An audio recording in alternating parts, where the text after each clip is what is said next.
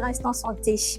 Fièvre modérée, éventuels maux de tête, éruption cutanée, ces symptômes peuvent être signes de maladie virale immunisante chez l'enfant.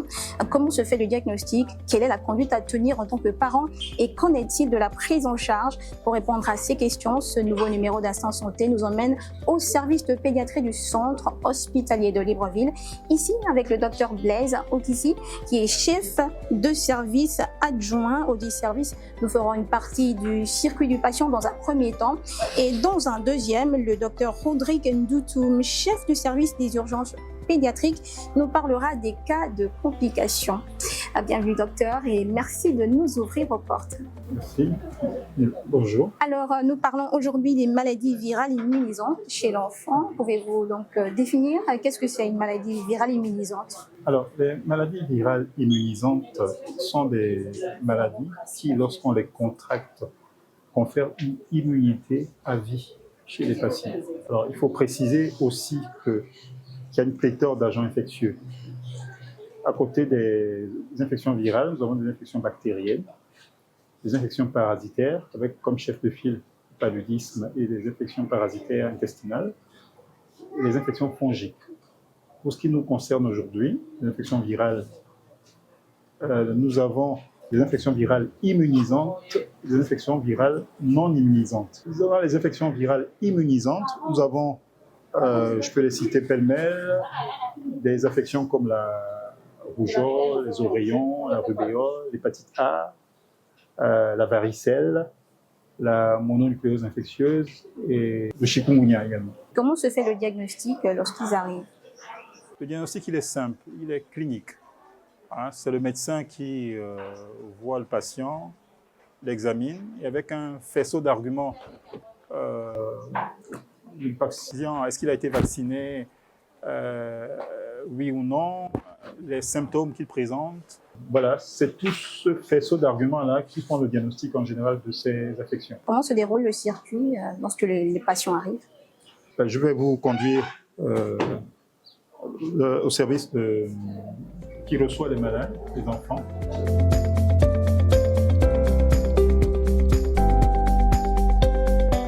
Ici, nous sommes dans la salle de réception des patients de 1 mois à 18 ans.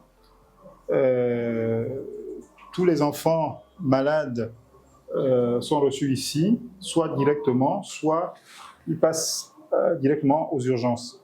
Alors, lorsqu'ils arrivent, il y a une sorte de tri qui est fait, de sorte de déceler les enfants qui ont besoin d'une prise en charge urgente, pour laquelle il faut immédiatement un traitement. Soit ce sont des détresses respiratoires, des détresses cardiovasculaires, des détresses neurologiques avec des convulsions. À ce moment-là, les enfants sont directement envoyés au service d'urgence. Et dans un second temps, il y a des enfants dits prioritaires qui n'ont pas forcément besoin d'attendre trop longtemps pour qu'on les reçoive. Un exemple, un nourrisson qui fait une fièvre très élevée de 39-40, on ne va pas demander à la maman d'attendre 1-2 heures, il sera pris plus vite qu'un autre enfant qui viendrait pour une mycose par exemple. Voilà.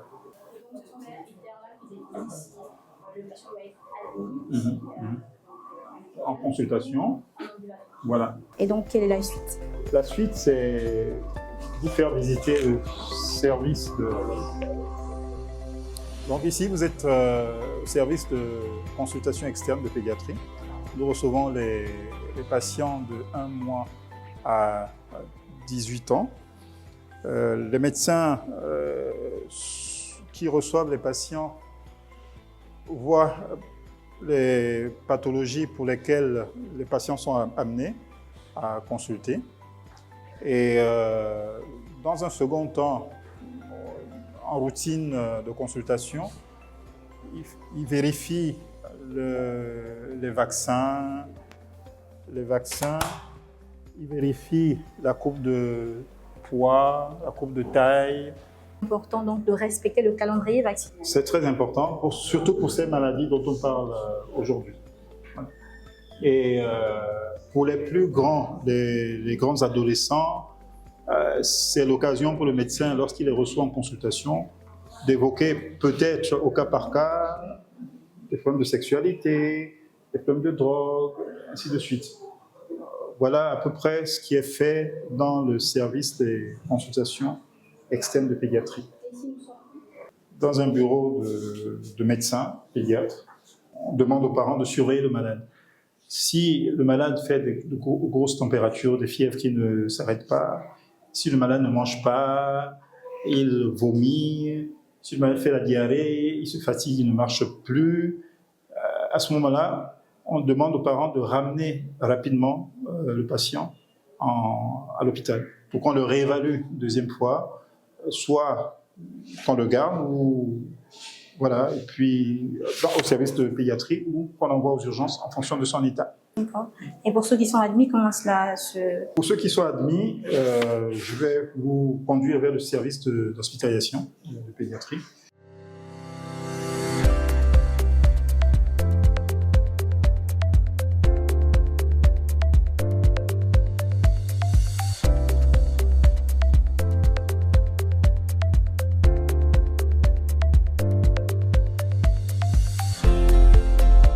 Ici, vous êtes au service d'hospitalisation de pédiatrie.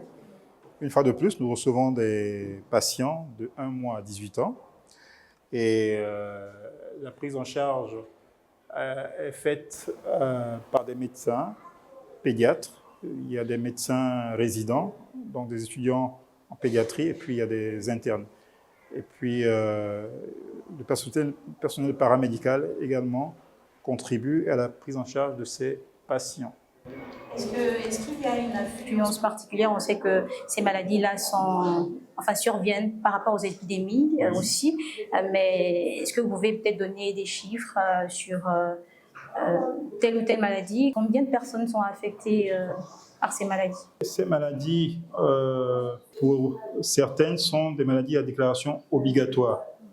C'est-à-dire que les structures sanitaires sont tenues à déclarer ces pathologies à l'unité de santé publique qui régule ces prises en charge, ces affections au niveau du ministère.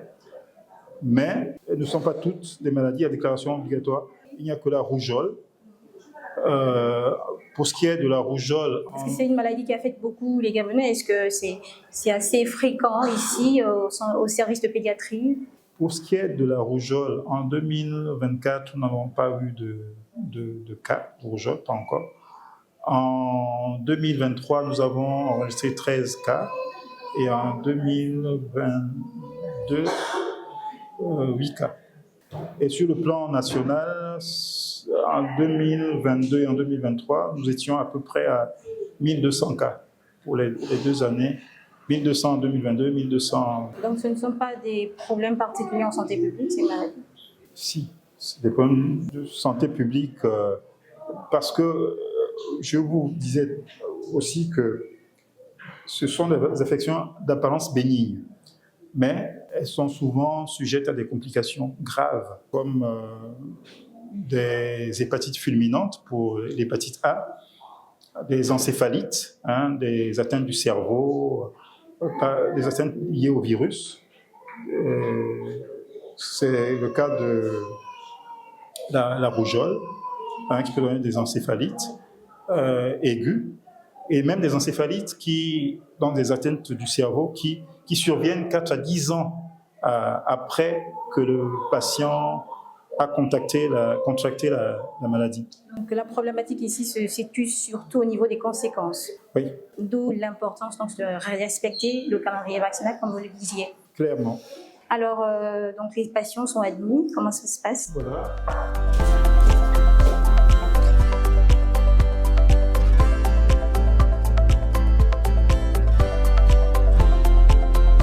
Alors nous allons visiter une des chambres.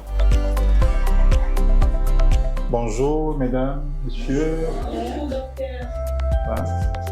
Vous êtes dans l'une des chambres du service d'hospitalisation de pédiatrie. Alors il faut préciser que lorsque ces malades arrivent, les malades qui qui ont soit la rougeole, la varicelle, bénéficient de mesures d'isolement. Hein. Ils sont dans une chambre à eux tout seuls, soit on les regroupe s'il y a plusieurs cas, voilà, pour ne pas contaminer les autres patients dans le service et ne pas contaminer non plus le personnel soignant. Voilà. Et voilà, la prise en charge en général pour ces pathologies, elle est simple. Hein, sauf si il y a des complications. Mais avant de parler des complications, je voudrais quand même préciser qu'il y a des mesures d'éviction qu'il faut mettre en route chez ces patients. C'est-à-dire qu'il faut les isoler aussi à la maison. Il faut les isoler de leurs camarades dans les crèches, dans les écoles. Un exemple, pour un patient qui a un ictère, et pour ce qui est de la rougeole, la principale mesure d'éviction qui concerne les petits patients qui vont à la crèche, à l'école, c'est qu'il faille qu'ils restent chez eux jusqu'à ce que, du début de l'éruption cutanée jusqu'à 5 jours après. Et pour ce qui est des oreillons, ils devraient rester à la maison du début de la parotidite, donc début de l'inflammation de la parotide, jusqu'à 9 jours après. Bon, il faut préciser aussi que nous sommes un service qui est en délocalisation depuis 2 mois. Donc le service principal est en réfection. Voilà, donc on est au sein de la maternité Aziz Fall Ndiaye. On occupe une partie des bureaux, 4 bureaux au rez-de-chaussée, et le premier étage où on est. On essaye de combler le vide avec les places qui nous ont été offertes. Donc on a à peu près 26 lits. 26 lits. Voilà, et puis vous comprenez que lorsqu'on a un malade varicelleux ou rougeoleux qui arrive dans le service et qu'il faille les isoler, comme on n'a pas de chambres adaptées à l'isolement, lorsqu'on met un seul patient dans une chambre, il va occuper, disons, 4 lits. Vous voyez, 4 ou 3 lits pour les chambres de 3 lits. Cela constitue donc une des difficultés auxquelles vous êtes confrontés. Absolument. Et en cas de complications, donc quelle est la procédure à suivre? Alors, lorsque les patients montent en hospitalisation, la prise en charge peut se passer correctement, mais s'il y a des complications type pneumopathie dyspnéisante, pancréatite, encéphalite, des convulsions, des comas, à ce moment-là, on achemine les patients au service d'urgence où le docteur Ndoutoum nous attend.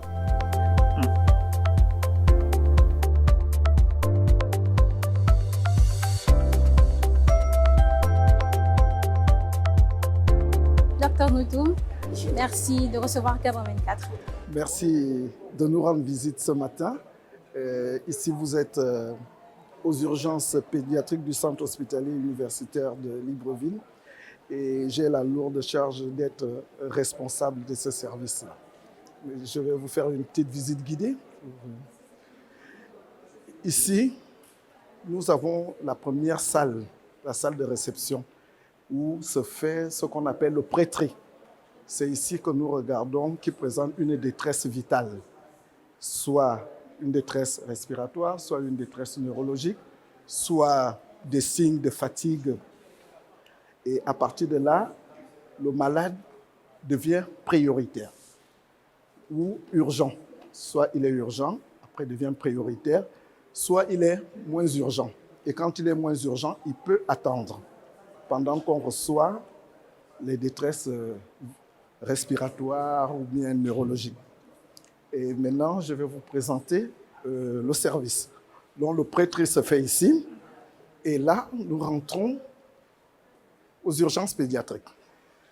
Les urgences pédiatriques, dès que le malade arrive ici, s'il est en détresse, il est directement, on l'amène directement dans la salle de consultation où une équipe médicale l'attend. Je vais vous présenter. Ça, c'est la salle de consultation. Et là, vous verrez que là, on n'a pas une détresse vitale en ce moment-là. Tous les malades sont déjà pris en charge depuis le matin. Et ceux qui présentent des pathologies non urgentes sont reçus en consultation externe là où vous étiez. Nous faisons un examen rapide ici pour déterminer de quel type d'urgence il s'agit et quels sont les examens qui doivent faire rapidement. Et à partir de là, le malade est conditionné dans cette deuxième salle. Et l'équipe est composée de... L'équipe, comme dans tous les centres hospitaliers universitaires, l'équipe est composée d'un senior, c'est-à-dire d'un pédiatre. Et ici, on a un pédiatre urgentiste qui regarde le malade.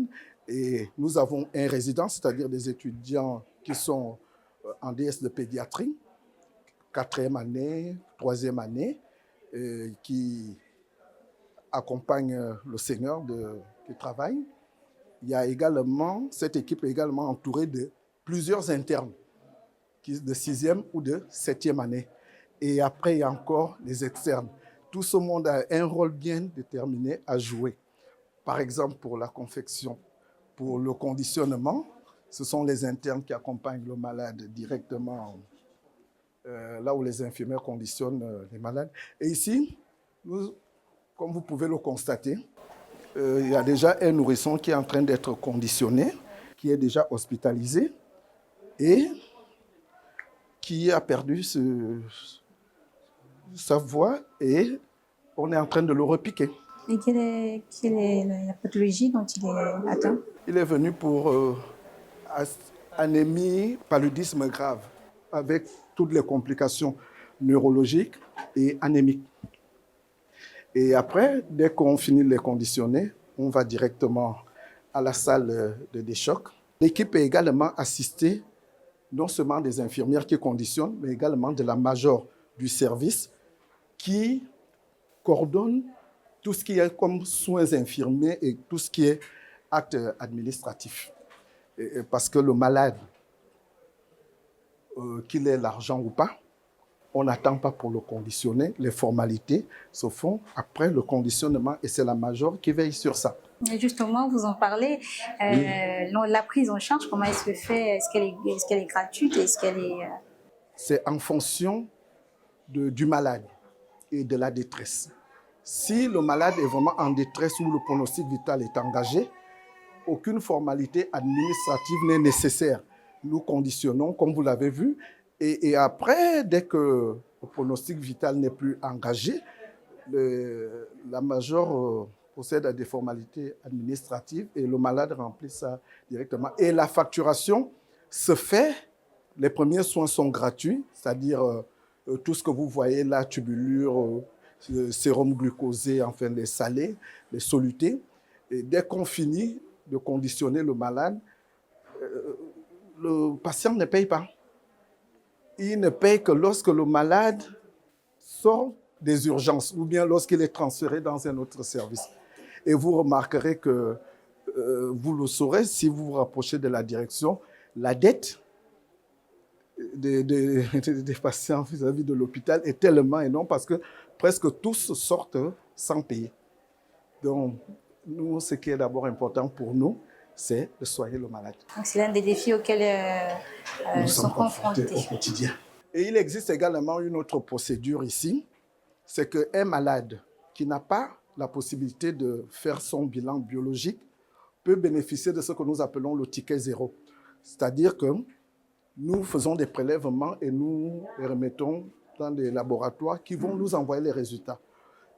Et qu'il pourra payer après, quand il sort de l'hôpital. Ça permet d'aller très vite dans le diagnostic et d'avoir les premiers résultats. Parce que tout est urgent, tout est question de temps, il faut aller très vite, très vite.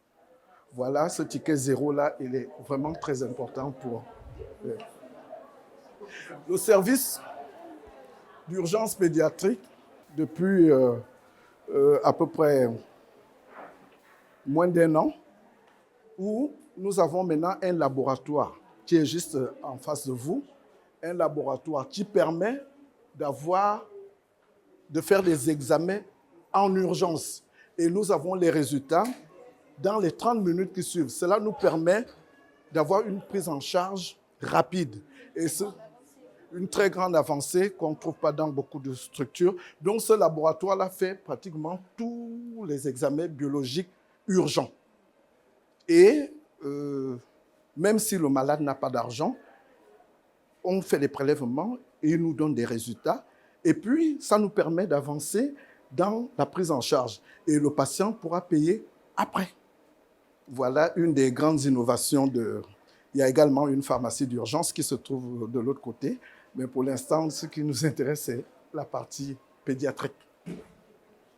Maintenant, c'est la première salle, dite salle de déchocage. C'est ici que nous prenons directement et de manière rapide les urgences vitales, telles que les détresses respiratoires, telles que les détresses neurologiques. Et vous remarquez que ce sont des malades. C'est une salle où nous avons des appareils qui nous permettent de surveiller les paramètres vitaux. Et cette salle, dès que le malade est conditionné et dès que cela nécessite un transfert, soit si l'état s'aggrave ou bien si l'état est stationnaire, nous transférons le malade directement en réanimation.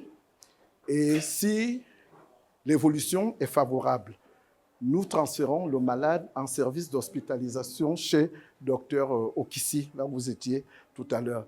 Vous voyez que ce sont des malades qui ont une altération d'état de conscience et dès qu'ils sortent de là, et dès que nous les avons bien conditionnés, nous les référons. Donc, théoriquement, un service d'urgence, ce n'est pas un service d'hospitalisation. Et nous avons même la grâce d'avoir plusieurs lits. Ça, sous d'autres cieux, ça ne fonctionne pas comme ça. Dès que le malade est conditionné, tout de suite, il est référé soit en réanimation, soit quand son état est stable, soit dans un service d'hospitalisation. Mais il arrive que la demande est tellement forte, tous les patients qui viennent des structures périphériques, qui sont instables, viennent directement aux urgences pédiatriques. Et le CHUL, à vocation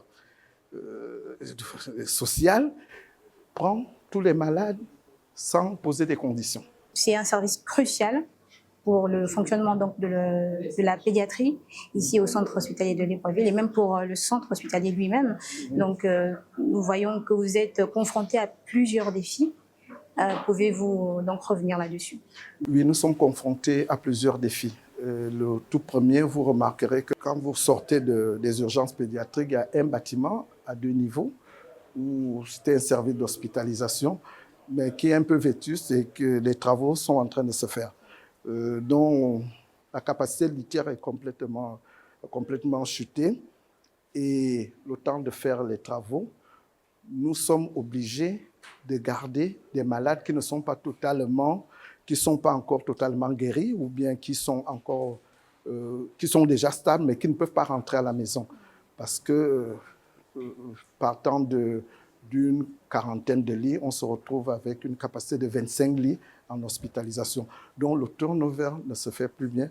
Nous avons plus d'entrées que de sorties. Voici un des grands défis, recevoir le maximum de patients pour mieux les réorienter en périphérie. Alors, au regard donc de ces défis, de ces différents défis, est-ce que vous avez un mot à dire aux parents, par exemple, ou aux autorités?